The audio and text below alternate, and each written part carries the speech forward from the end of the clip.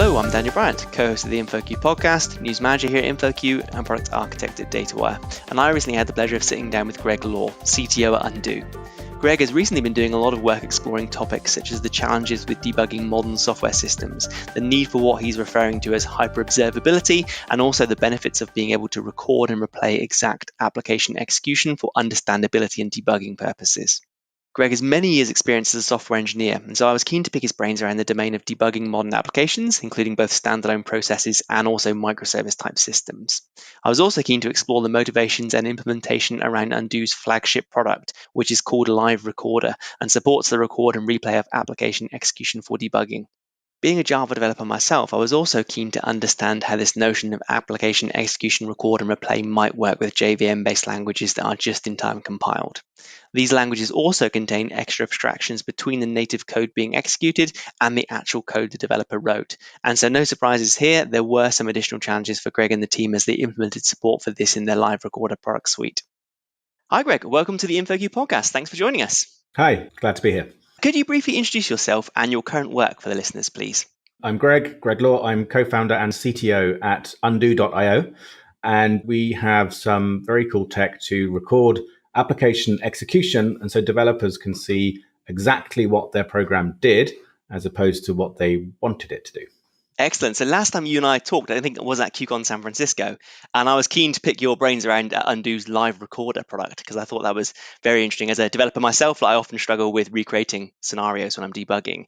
Could you provide an overview of the problem being solved and the tool itself as well, please? Yeah. So, the problem is essentially one of observability, if you like, but kind of hyper-observability, I think perhaps is a way to describe it. So modern applications are incredibly complex things executing. Even a single process application is going to be single-threaded, single process application is going to be executing billions of instructions every second, right? And you have like multiple threads and multiple processes and multiple nodes, and the complexity is just staggering.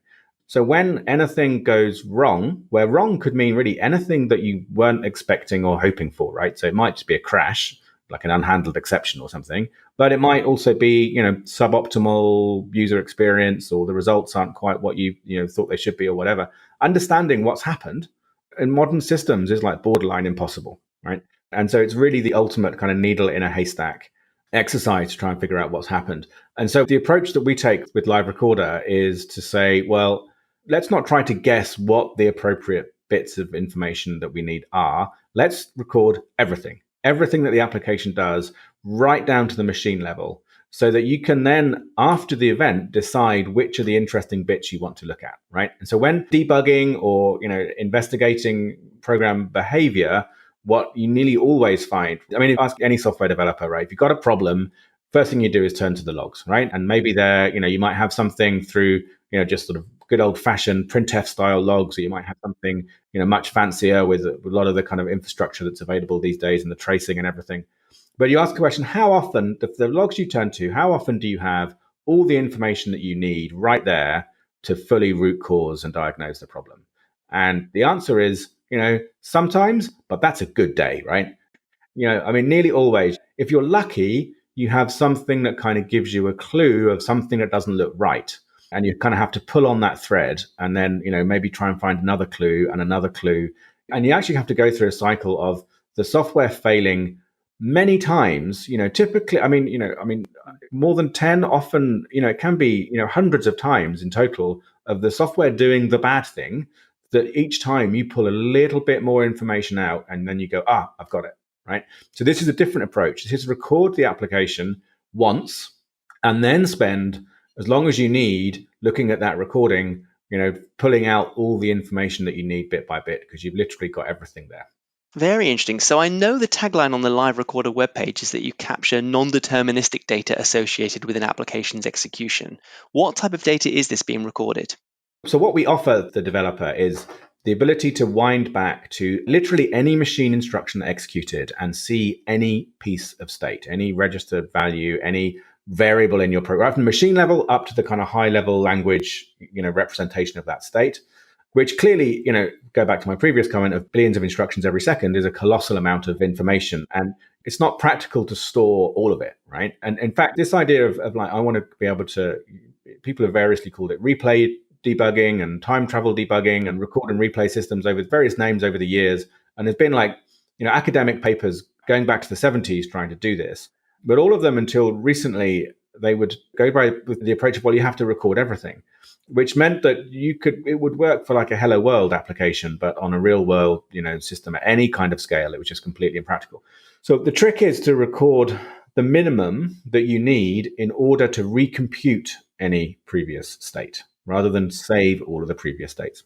And what that means is to record all of the non-deterministic stimuli to your program, right? Basically, computers are deterministic things. If you run a program multiple times and you give it exactly the same starting state and exactly the same inputs as it runs, it will always do the same thing, right? This is why random numbers are difficult to generate, right? Same effect. So we can use that to our advantage. The catch is computers are deterministic, except for when they're not, right? And so, there are these kind of, non-deterministic inputs into a program state. So, the simplest might be some user input, right? The user types something in at the keyboard, they enter some field. That's going to be different depending on what they type, right? So we have to capture that. But, it goes to reading off the network or any kind of timing thing. So does a signal arrive at a certain time, or does a thread kind of block and another thread scheduled at this particular time? And we have to capture all of those. But while there's quite a lot of that stuff in absolute terms, it's actually a tiny fraction of what the computer is doing, right? So 99.99 lots of nines % of the instructions that execute at the kind of machine level are completely deterministic. If I add two numbers together, then I better get the same result at the same two numbers, otherwise I'm in trouble. So we're able, through some sort of funky JIT binary translation of the machine code as it's running, we're able to kind of snoop any of those non-deterministic things when they happen, save it into a log. And so the result is you can capture a recording of your application, say on one machine, take that recording to another machine on like a different network with a completely different environment, with a different OS kernel. Everything could be different on the replay system because we've captured all of the interactions between your program and the outside world at record time. And then we can replay somewhere else and critically, guarantee that it's going to do exactly the same thing every time. And hence I can go through this kind of test, get a bit of information, try again, debug cycle that typically you go through in software development, way, way, way tighter. And in addition, what you've got some very useful tools to allow you to kind of navigate that huge amount of information. So just as an example, I've got some piece of state, some variable that has a value that's wrong, right? And A should never be 4 when B is true or something, right? And so I can put a watch point on A and just wind back, go back in time until A changed. So when I've got that question, like, how did that happen? How did A become 4? That's just like wrong. Okay, well, I'm just going to go back to the line of code where that happened. And I can then continue to kind of pull on that thread. And so the result is literally, I pause when I say this because it kind of sounds implausible sometimes, but we literally have cases of customers who've been struggling with really nasty bugs for often in months, some cases even years, and they can be like nailed within a few hours with this tech, right? But I'm also always careful to say, in a sense, that's the big thing that gets the headlines, kind of like the plane crash, if you like, right? Everyone can understand what it means. But actually, the bigger thing is in car crashes, right? Many more people get killed in car crashes. And actually, much more of the software development process is lost to all of those just tedious afternoon debug sessions as you're developing the code, that if you could get them each done in a minute or 10 minutes, then that would be a massive boost to productivity and to velocity and software reliability and quality and all the rest of it. Yeah, it makes complete sense. You mentioned about the ability to replay there. I was super interested about that. And that's using the undo debugger. You've got a custom debugger based on the GNU project debugger? Yeah, just to get a little bit into the details then. So what we have is this technology that will capture the execution of a Linux application at the binary level. So at that point, we don't care what language it's written in. It could be, C++ or Java or hand-tuned assembly. It's just instructions. And then we can take that recording and replay and rewind and step through it. Of course, the thing is, you've got to present that recording to the user, who is a developer, in a way that they understand, right? And so the way that we typically do that, although not exclusively, but typically do that, is through a source level debugger that developers will know and perhaps love. So there's a GDB interface onto this, right? So we can talk to GDB. There are other compiled code debuggers for other languages like Fortran, even actually COBOL, which is kind of an interesting one. I didn't think we'd go there, but turns out there's lots of COBOL out there, and all the people who wrote it are no longer writing code because they're either retired, well, they're retired in one way or the other, right? And Java as well, which is actually just released our alpha Java version and will be in beta early in the new year. And that's through IntelliJ, for example, the Java thing today. So what we're trying to do is not produce a new debugger. It's provide debuggers with the ability to view these recordings in a useful way, right? And we extend them when we give new features, so you can like step back a line or run backwards to watch point or break point or something and navigate around time in that sense. But it's the interface that developers know. Although that said, that's not the only one. So also coming out in Q1, we've got something that we've called post-mortem logging, right? So it's the ability to take one of the recordings and just add some log statements. Because how often does this happen, right? Oh, damn, I've got this log. I really wish I had a log event or a log message or a printf or whatever that this, 5 lines earlier up in the code. Well, let's just see what it would have looked like had I had one of those, right? So that's a different interface onto the recording. Sometimes the debugger is the right thing, but actually sometimes logs are better, right? For depending on the problem that you're trying to solve and the environment that you're in, and perhaps even what the personal tastes of the developer are. So you shouldn't think of it as a fancy new debugger. It's a way to get this sort of hyper-observability into program execution. And one of the interfaces onto that is a debugger. Very nice. I wouldn't mind to dive into a few things there. My Java background, I'd love to pick your brains on that a bit more. But just before, let's take a pause a second and imagine from a high level, I've got this bug in production. I know it's there. What will be the kind of developer workflow or the steps that I would take with this technology? So the first thing you've got to do is capture it, right? You've got to record it in the act. So we're all kind of understanding what we're talking about. This is not intended to be something where you just kind of turn on the recording and it's always recording just in case something goes wrong. It's a little bit heavyweight for that. So the mode is, I've got a problem. It's happening. Perhaps it's happening, multiple times a week, whatever it is. It's intermittent. It's in production. So then I need to enable the recording, and we've got multiple ways you can do that. There's an agent that can run on the machine and just sort of attach to arbitrary processes and record them, or you can actually link against a library that we supply and have a kind of API onto that. So let me give you a concrete example, right, of a customer that we're working with who's doing this right now, just to make it clear. So just take one example, Mental Graphics, right? They have sort of design and simulation software, and so they supply that to, in particular, big chip manufacturers. So it's Qualcomm, it's Apple, it's Intel, it's those people. And this is really sort of cutting edge stuff, people doing 7 nanometer designs and whatever. And so when there are problems with the software, in that example, Mental Graphics customer, which will typically be a chip company in this case, they've got some problem that they can reproduce, maybe not every time, but they can reproduce on their system. They can go into Mental Graphics software, basically file a support ticket with Mental, and they'll tell you, right, go into advanced settings and click this checkbox here, and that will start recording. That will spit out a recording file that you can then send back to Mental Graphics, and the Mental Graphics engineer can then investigate that without having to do lots of those kind of cycles going out to. That's quite a nice example because it's in production, not just in a system that you control. It's software that you've shipped to somebody else's system, and it still works there internally as well. So, to take another example in test and CI systems. So obviously, I think pretty much everybody's adopted some kind of CI or CI-like thing these days. And the kind of the premise is that you're running all these tests. They're always green. When something goes red, then you kind of jump on it and fix it. The theory is great, and that's definitely what everybody should be doing and aiming for. But the nasty sort of detail of reality that trips that up is the tests that behave non-deterministically and intermittently, right? And so, some tests, the things are green, the code gets merged into master or whatever. And then because there's a 1 in 100 failure, then the thing starts going red. And so what a lot of our customers will do is have all of those tests that are marked flaky or intermittent or sporadic, different people call them different things. And they're just running all the time with recording. And then when they do fail, it just pops out. So now when you've got test failure in your Jenkins pipeline or however you're doing it, with your artifacts, you have, perhaps some log files and the other kind of normal things that you'd have, but you also have one of these recordings. And now you can just click on the recording and load that up. You don't have that thing of trying to reproduce the failure that happened in CI to investigate it. You've got everything that you need. Perfect. So as a Java developer, I just load that into IntelliJ, say, and then almost scrub the timeline going, oh, that's where it went wrong. I can fix that. I can then deploy a new fix and run the tests again. Exactly.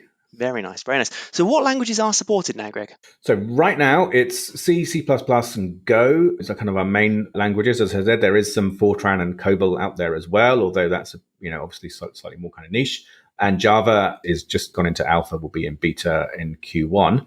One by one, we're adding these different languages support. As I say, the tech is fundamentally language agnostic, but you need that kind of adaptation layer. People don't want to debug their code x86 machine code level, right? They want to be doing it at whatever language they're writing in. So we're adding these adaptation layers as we go. So, expect to see JavaScript and Scala and Kotlin and everything as time goes on. Were there any particular challenges with the JVM, for example? Because I imagine it's a very popular language, but you supported C and Go and Rust before. Exactly. So the reason that we did those compiled languages, C++, and Go first is because the adapter layer that we need for the viewer is much thinner, right? Because when you're debugging C code, you're much closer to the x86. Java is definitely the worst in that regard, not just because it's sort of abstracted away through the JVM, but there's a whole bunch of assumptions in the JVM around sort of what debugging looks like, right? And so in particular, when you run Java code, you can run it in interpreted mode or you can run it in compiled jittered mode, right? And it can be C1 or C2, or maybe you're using Graal or whatever. And mapping back from jitted Java code to source line information is basically something that nobody thought about. Because if you're inside, say, IntelliJ and you're stepping your Java code through and you put a breakpoint on a line, that method will then always be run in interpreted mode. The JVM will go, right, there's a breakpoint here. Okay, I'm not going to JIT that particular method as long as that breakpoint is kind of active. Because you're going to hit the breakpoint and stop anyway, so there's no real problem, which is like completely reasonable and fine, and you can totally understand why the Java architects back in the day decided that was the right design, because you know what lines of code have breakpoints on them, right? Well, here you don't. Here, you're going to put the breakpoint on a line of code where that line of code executed in the past. Maybe it was like an hour ago, maybe it was a month ago, right? And so when the code executes, you don't know, will there need to be a breakpoint at this line? And will I need to kind of, check? So that was kind of a bit of a challenge to work around and provide some kind of hooks that we could basically solve that problem. It was tough. It was the kind of challenges that we're kind of used to, right? Compared to the actual core technology of capturing all of this non-deterministic information and replaying it perfectly, it certainly wasn't the biggest challenge we faced, but it did have its own special challenges. Yeah. Yeah, coming back to that theme of non-determinism, is it almost that the application itself, when it's being jitted, is non-deterministic in some respects? Because depending on the workload run on it, you get different areas inlined versus others. So no, that bit's okay for us because we provide completely faithful replay of your application. So whatever data the JVM relied on to make that decision of like whether or not to JIT the thing, that's going to look the same when we replay, and the JVM is going to make the same decision. We kind of guarantee that, right? The JVM is just code, right? Ultimately, it's all just x86 instructions or ARM instructions or whatever down at the bottom running, right? So yeah, the JVM to us is just an application, and we replay that completely deterministically and faithfully. Just the problem is when you're trying to get that observability into a process that was, there's a JVM and then there's the Java kind of process, the Java, application running on top of it. Maybe there's an application server in there as well. And so it's like extracting out that process, the bit of the process that is the bit that the developer is interested in.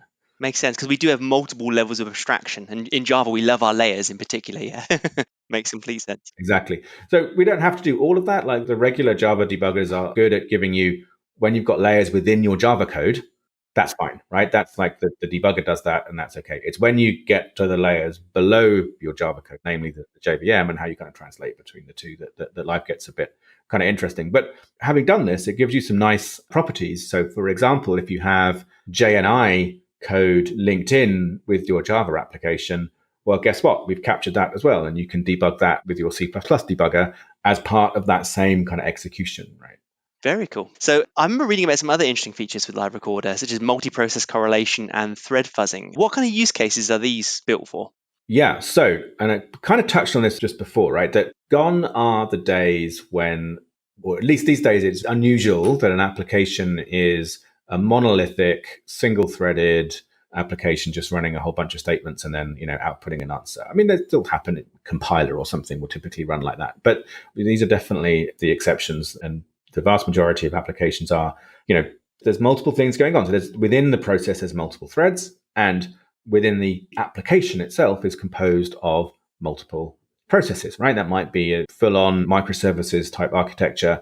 It might be something kind of slightly less parallel than that, but there is almost always some parallelism, either within the process or between multiple processes. And they are some really, really hard challenges to track down, right? I mean, race conditions famously are challenging. And then also when you go into that sort of composed microservices kind of world, you get these problems where each component on its own, as far as you can tell, is working perfectly and it's passing all its unit tests and everything is great.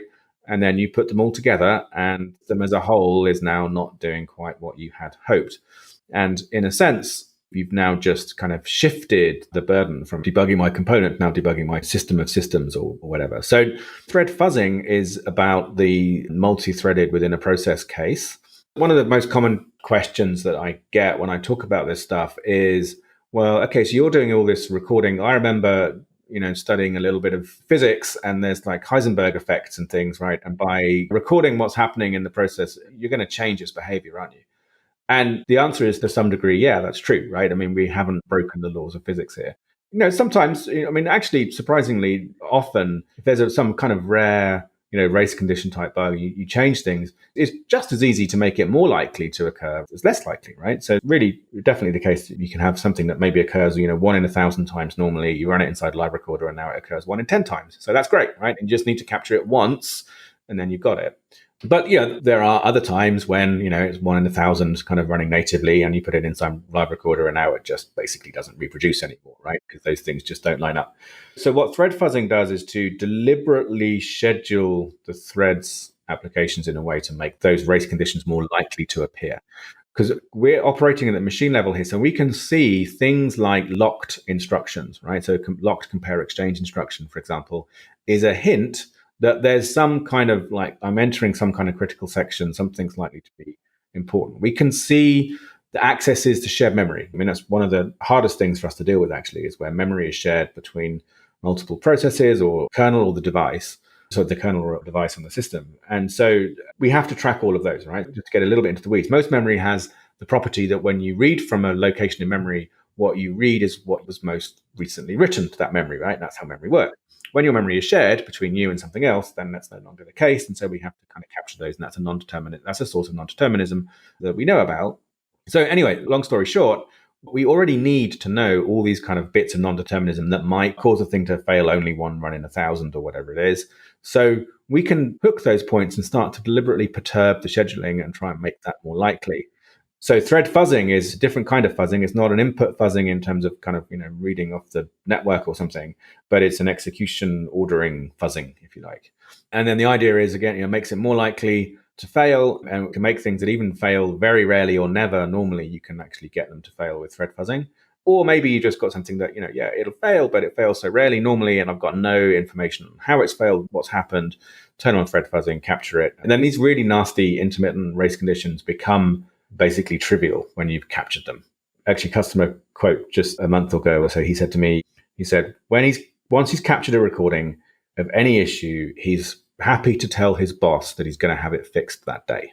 Ooh, as a developer, that's a nice thing to say, yeah. Exactly. It takes away a lot of the uncertainty. The catch, just to be totally sort of candid, the catch is, can you capture it in the recording, right? Sometimes that's easy, sometimes not so much. So that's kind of thread fuzzing, is to kind of, make that problem a lot easier, make it easier to capture things in recordings so that you can then say, yeah, right, I've got it, I'm going to have it fixed that day. And combined with, of course, the other thing worth saying is that compute time is cheap, right? Human time is expensive. So you can leave these things running, just running over and over again, all week, just try and capture it once, and then I can, diagnose it within whatever, minutes or hours or something. So that's thread fuzzing.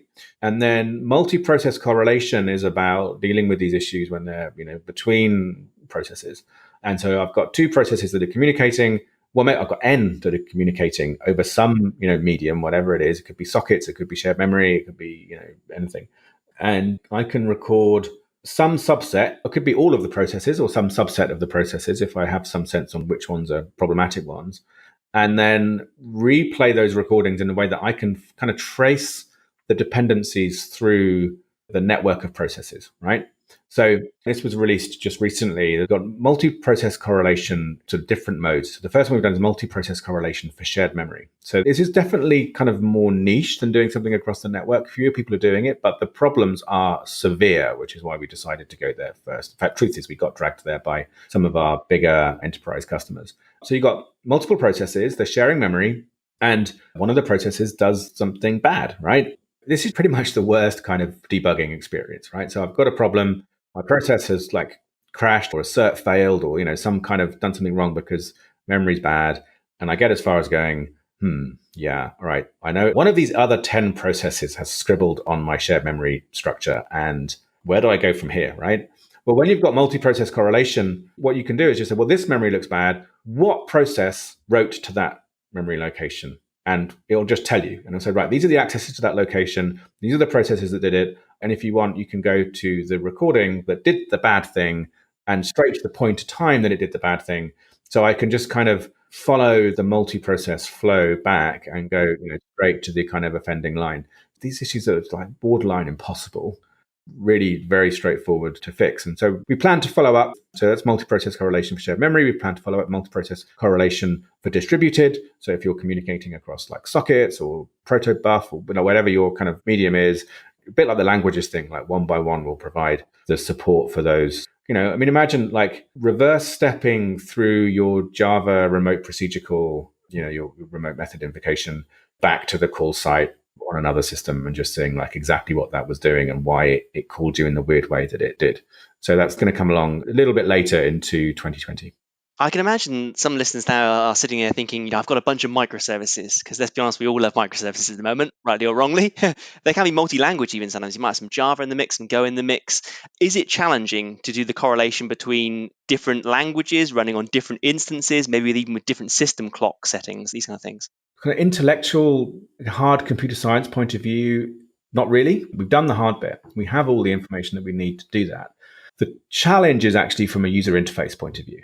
That's going to be the challenge, I think, figuring out the best way to present that complex web. But yeah, the hard bit, like we have all of the information, right? We're already snooping, as I said, everything that goes in and out of the process. So whether that's shared memory or whether it's over a socket, like if I've got two microservices that are communicating, at some point, there's going to be some I/O between those two. It might be some HTTP requests, whatever it is. At some point, it's going to boil down to some I/O communication between the two things. And we've already got that, right? You've got the hard bit from a user interface point of view. As an industry, we're just really getting our heads around what this all means, right? And all kinds of tracing things and, observability things. Where this gets really valuable, I think, is to marry this technology with existing tracing. Very complementary, both these monitoring, logging, tracing, your hyper-observability. Yeah, interesting.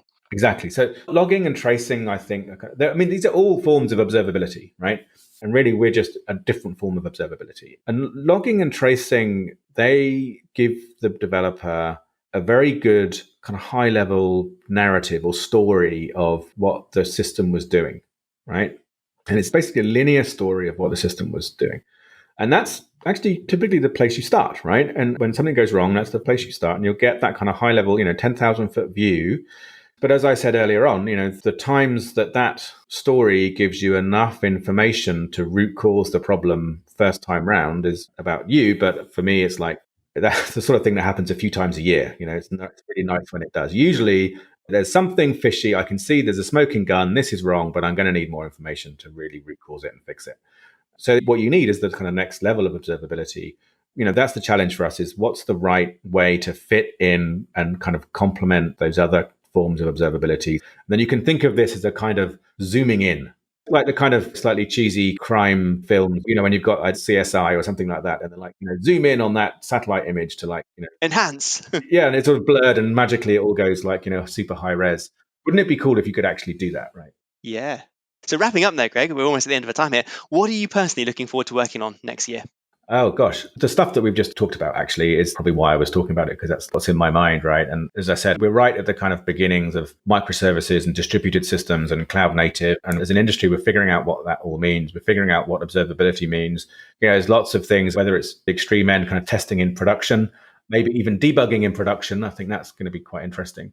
And so, how this stuff all kind of gels together, and I'm going to be totally honest, I don't know the answers to it yet, right? That's why it's interesting and exciting. Excellent. If people want to follow your work online, Greg, what's the best way? GitHub, on Twitter? For me personally, Twitter is always a good place to get me. I'm Greg the Law. Or for the company stuff, undo.io, and that, everything is there. We do a bunch of stuff on there. Are there any C and C++ developers out there using GDB? I'm also putting together a little series, like 5-10 minute sort of how-to videos on GDB. Nothing to do with LiveRecorder or UndoDB or any of our kind of proprietary stuff. It's just like over the years, kind of by accident, I've kind of been forced into knowing more GDB than would be healthy. But there's a lot of it. GDB is one of those things that's very powerful, but it's very lousy at discoverability. So it's kind of putting out a sort of series of 5-10 minute sort of screencasts to try and expose some of the really cool stuff that is there that many people don't know about. Superb. Well, thanks for your time today, Greg. I really appreciate that. Yeah, no, it's good fun. Thanks, Dan.